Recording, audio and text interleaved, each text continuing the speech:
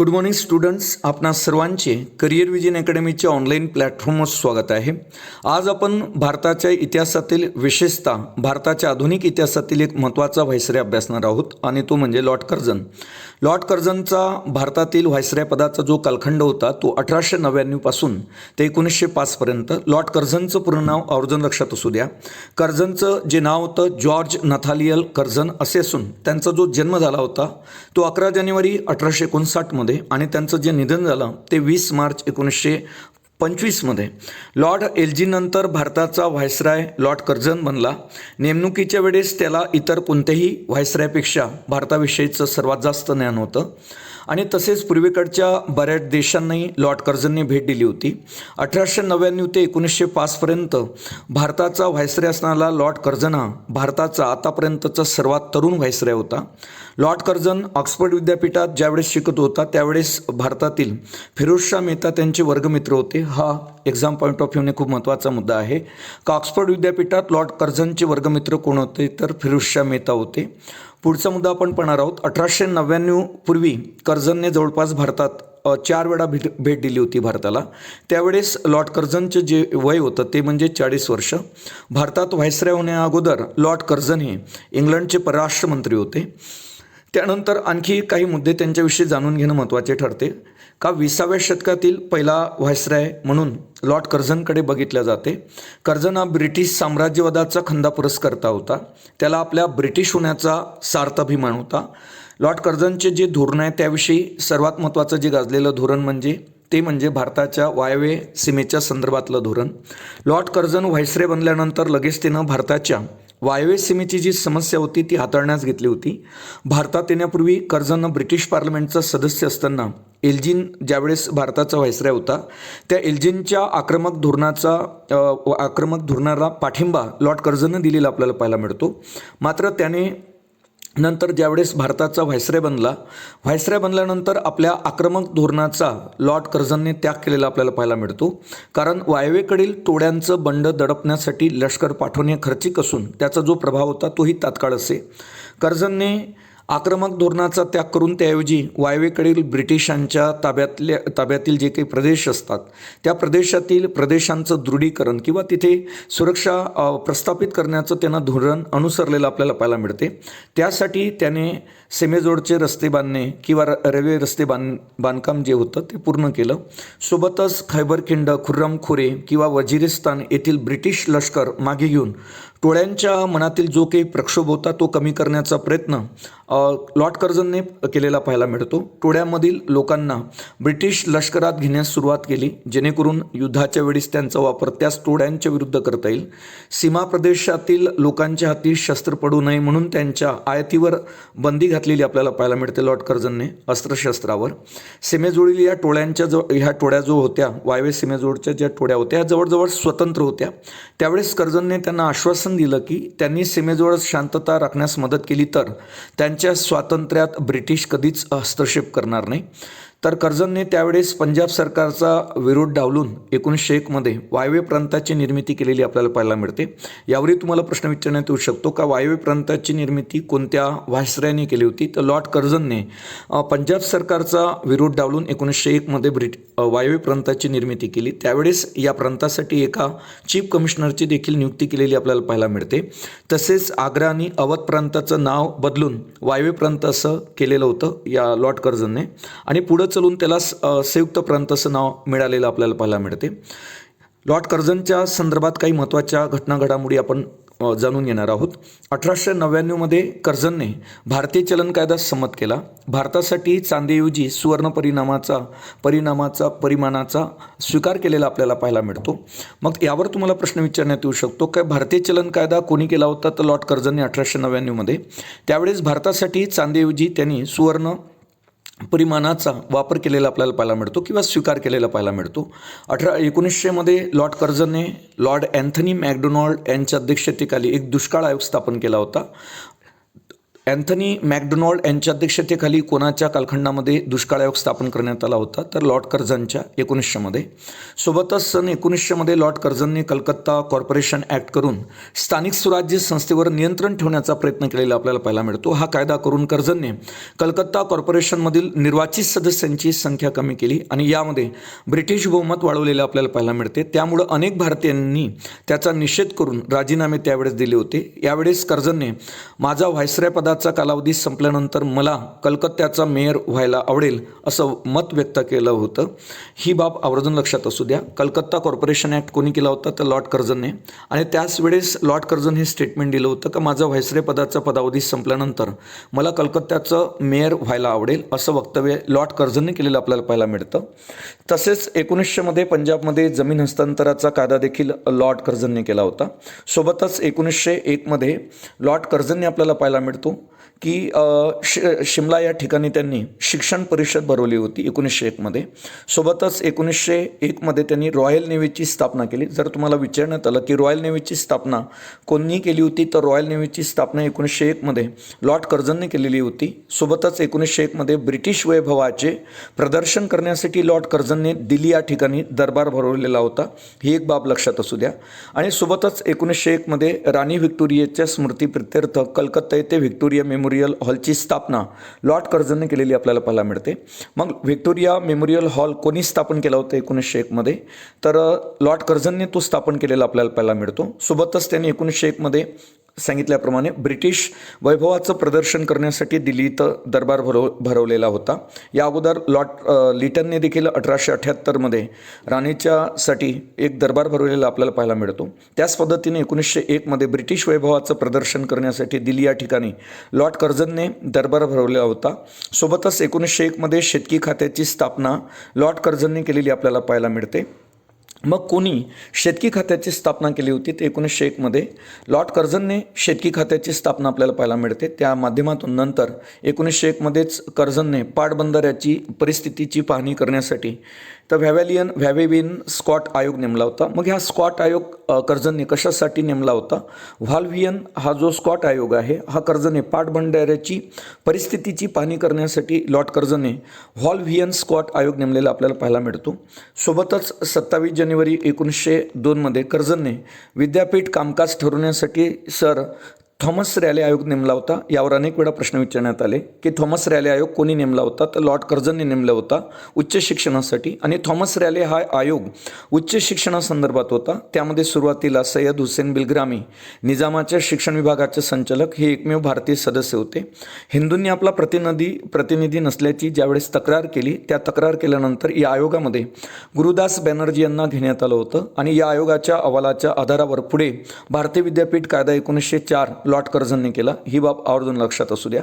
पुढचा मुद्दा आपण पाहणार आहोत. 1902मध्ये लॉर्ड कर्झनने पोलीस व्यवस्थेतील दोष दूर करण्यासाठी अँड्र्यू फ्रेझर हा आयोग नेमला होता. यावर देखील आयोगाने प्रश्न विचारलेला आहे की पोलीस व्यवस्थेतील दोष दूर करण्यासाठी लॉर्ड कर्झनने कोणता आयोग नेमला होता, तर लॉर्ड कर्झनने अँड्र्यू फ्रेझर यांच्या अध्यक्षतेखाली आयोग नेमला होता. 1904मध्ये कर्झनने भारतातला पहिला सहकारी पतपेढी विषयक कायदा केला 25 मार्च 1904मध्ये. म्हणून भारतातला पहिला सहकारी कायदा केव्हा करण्यात आला होता, तर भारतातला पहिला सहकारी कायदा म्हणजे सहकारी पतपेढी विषयक कायदा हा 25 मार्च 1904मध्ये लॉर्ड कर्झनच्या कालखंडात करण्यात आला होता. सोबतच पुढे फेडरिक निकोल्सन असेल, सर फेडरिक निकोल्सन आणि ड्युरप नेक्सनच्या साहाय्यानं लॉर्ड कर्झनने सहकारी पतपेढ्या स्थापन केलेल्या आपल्याला पाहायला मिळतात. मग लॉर्ड कर्झनने कोणाच्या साहाय्यानं सहकारी पतपेढ्यांची स्थापना केली, तर सर फेडरिक निकोल्सन आणि ड्युरप नेक्सनच्या साहाय्यानं. 1904मध्ये कर्झनने भारतातील प्राचीन वस्तूंच्या जतनासाठी प्राचीन स्मारक कायदा केलेला आपल्याला पाहायला मिळतो. ऐतिहासिक वास्तूंच्या जतनासाठी त्यांनी काही रकमेची तरतूद केलेली आपल्याला पाहायला मिळते. मग कोणाच्या काळामध्ये किंवा कोणत्या व्हायसरायच्या कालखंडामध्ये प्राचीन स्मारक कायदा संमत करण्यात आला होता, तर कर्झनच्या 1904मध्ये भारतातील प्राचीन वस्तूंचं जतन करण्यासाठी स्मारकांचं जतन करण्यासाठी लॉर्ड कर्झनने 1904मध्ये प्राचीन स्मारक कायदा केलेला आपल्याला पाहायला मिळतो. ऐतिहासिक वास्तूच्या जतनासाठी त्याने काही रकमेची तरतूद केलेली होती. प्रांतिक सरकारांना पुरातन वस्तू जतन करण्यासाठी म्युझियम स्थापन करण्याचे त्याने आदेश दिलेले आपल्याला पाहायला मिळतात लॉर्ड कर्झनने. लॉर्ड कर्झनच्याच काळात 25 मार्च 1904मध्ये भारतातील पहिला सहकार कायदा करण्यात आला होता. सहकार हा आपल्या अभ्यासक्रमाचा घटक आहे. त्या अनुषंगाने विद्यार्थ्यांनी हा एक मुद्दा लक्षात ठेवावा का कोणाच्या कालखंडामध्ये पहिला सहकार कायदा करण्यात आला होता. तर लॉर्ड कर्झनच्या कालखंडामध्ये 25 मार्च 1904 रोजी पहिला सहकार कायदा करण्यात आला होता. सोबतच नंतर त्याच्या हातून काही असे दुष्कृत्य घडलेले आपल्याला पाहायला मिळतात या लॉर्ड कर्झनच्या हातातून. त्याने धार्मिक आधारावर 7 जुलै 1905 रोजी बंगालची अन्यायी फाळणी केलेली आपल्याला पाहायला मिळते. त्याची अधिसूचना त्याने 7 जुलै 1905 रोजी काढली होती. 19 जुलै 1905 रोजी कर्झनने बंगालची फाळणी केली होती. हे त्यांनी केलेलं सगळ्यात मोठं दुष्कृत्य असलेलं आपल्याला पाहायला मिळते. तर ही बाब आवर्जून लक्षात असू द्या.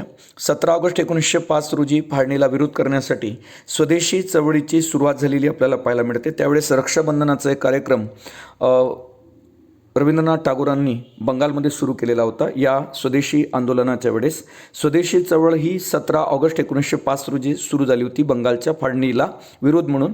त्यावेळेस रक्षाबंधनाचा कार्यक्रम सुरू करण्यात आला होता रवींद्रनाथ टागोरांच्या माध्यमातून आणि हिंदू मुस्लिमांनी एकमेकाच्या मनगटांवर राख्या बांधलेल्या होत्या आणि अनवाणी पायानं त्यांनी गंगेमध्ये स्नान केलेलं होतं. या 17 ऑगस्ट 1905 रोजी स्वदेशी चळवळीची सुरुवात त्या दिवशीची याला वंगभंग चळवळ म्हणतात. हे विद्यार्थ्यांनी लक्षात घ्यावं.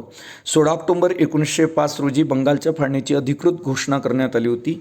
त्यावेळेस हेनरी जे कॉटन होते त्यांनी विरोध केला होता बंगालच्या फाळणीला. मग कोणत्या इंग्रज व्यक्तींनी बंगालच्या फाळणीला विरोध केला होता तर हेनरी कॉटन यांनी. आणि बंगालच्या फाळणीची योजना जी आखली होती ती विल्यम वॉर्ड यांनी आखली होती. तर ही बाब आवर्जून विद्यार्थ्यांनी लक्षात ठेवावी. आणि फाळणीला विरोध जो केला तो हेनरी कॉटन यांनी. 29 ऑगस्ट 1905 रोजी केसरी या वृत्तपत्रातून लोकमान्य टिळकांनी कर्झनची तुलना औरंगजेबशी केली होती. मग लोकमान्य टिळकांनी आपल्या कोणत्या वृत्तपत्रातून कर्झनची तुलना औरंगजेबशी केली होती तर कर्झनची तुलना जी औरंगजेबशी केली ते त्यांनी लोकमान्य टिळकांनी आपल्या केसरी या वृत्तपत्रातून 29 ऑगस्ट 1905 रोजी केली होती. सोबतच 1905 मध्ये कर्झनने पुरातन वस्तू संशोधन खाते सुरू केलं होतं. हा देखील त्यांच्या संदर्भात अतिशय महत्त्वाचा मुद्दा आहे लॉर्ड कर्झनच्या संदर्भात की पुरातन वस्तू संशोधन खाते कोणी सुरू केलं होतं 1905 मध्ये लॉर्ड कर्झनने. 1905 मध्येच लॉर्ड कर्झनने पोलीस खात्याची पुनर्रचना केलेली आपल्याला पाहायला मिळते.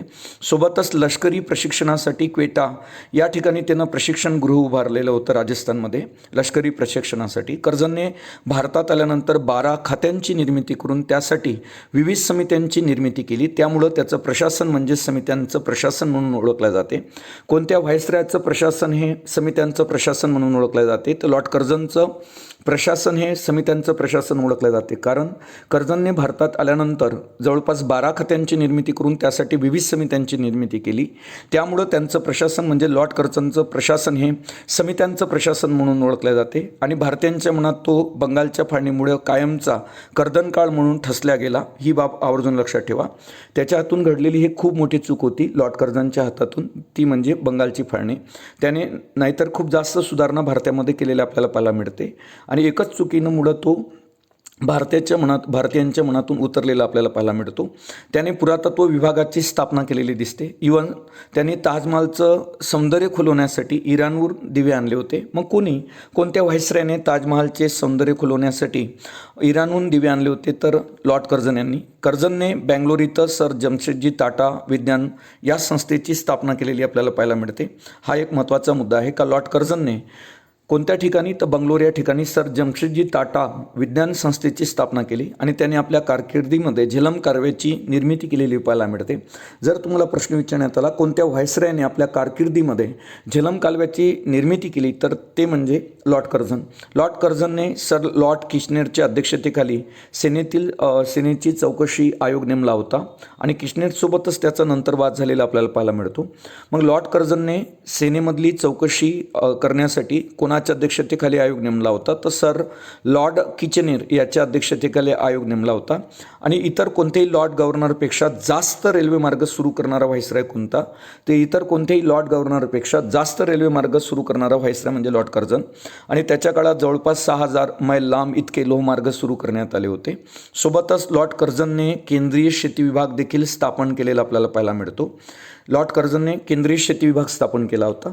आणि लॉर्ड कर्झनने लॉर्ड मेयोचा प्रांतिक करार जो होता तो स्थायी केला, त्याला स्टेबल केलं लॉर्ड कर्झनने. मग लॉर्ड कर्झनने कोणाचा प्रांतिक करार स्थायी केला होता, तर लॉर्ड मेयोचा प्रांतिक करार हा लॉर्ड कर्झनने स्थायी केला होता. इवन रेल्वे कारभारात कार्यक्षमतेसाठी किंवा रेल्वे कारभाराच्या कार्यक्षमतेसाठी लॉर्ड कर्झनने रेल्वे चौकशीसाठी सर थॉमस रॉबर्टसन यांच्या अध्यक्षतेखाली समिती देखील स्थापन केली होती. मग आता जर तुम्हाला विचारण्यात आलं का रेल्वेच्या कारभार सुधारण्यासाठी किंवा रेल्वे कारभारात कार्यक्षमतेसाठी रेल्वे चौकशीसाठी कोणाच्या अध्यक्षतेखाली समिती लॉर्ड कर्झनने स्थापन केली होती, तर सर थॉमस रॉबर्टसन. यावर देखील आयोगानं प्रश्न विचारलेला आहे. त्याच्या कारकिर्दीस म्हणजेच लॉर्ड कर्झनच्या कारकिर्दीत 1905 रेल्वे प्रशासनाच्या सर्व बाबींवर नियंत्रण ठेवण्यासाठी रेल्वे बोर्डाची स्थापना करण्यात आली होती. मग रेल्वे बोर्डाची स्थापना कोणत्या वर्षी करण्यात आली होती, ते 1905 रेल्वे बोर्डाची स्थापना करण्यात आलेली आपल्याला पाहायला मिळते. अलीकडे रेल्वे बोर्डाच्या पहिल्या महिला अध्यक्षा ठरलेल्या जयवर्मा सिन्हा ही बाब विद्यार्थ्यांनी लक्षात घ्यावी. त्याने लॉर्ड कर्झनने बँक व सहकारी समित्यांची स्थापना केली. तसेच वैज्ञानिक पद्धतीनं शेतीला देखील उत्तेजन दिलेलं आपल्याला पाहायला मिळते. कर्झन त्याचा जो कमांडर इन चीफ होता लॉर्ड किचनेर, तर याच्याशी त्याचे लष्करी मतभेद झाले. तर लॉर्ड कर्झनचा जो कमांडर होता इन चीफ, ज्याला आपण लॉर्ड किचनेर म्हणतो, यांच्याशी लष्करी विभागाची पुनर्रचना करण्याच्या मुद्द्यावरून झालेल्या मतभेदामुळेच लॉर्ड कर्झनने आपला राजीनामा दिलेला आपल्याला पाहायला मिळतो. अशा पद्धतीने हे लॉर्ड कर्झनच्या जीवनातील काही किंवा त्यानं केलेले जे काम आहे ते आपण पाहिलेले आहे. तर याच्यामध्ये अनेक असे मुद्दे आहे का जे एक्झाममध्ये विचारण्यात आलेले आहे आणि पुन्हा देखील विचारण्याची दाट शक्यता आहे.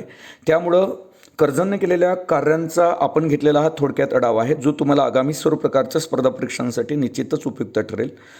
पुन्हा आपण भेटू पुन्हा अशा एखाद्या नवीन व्हाईसरायला घेऊन त्याच्याविषयी जाणून घेण्याचा आपण प्रयत्न करणार आहोत व्हिडिओच्या माध्यमातून. तोपर्यंत धन्यवाद.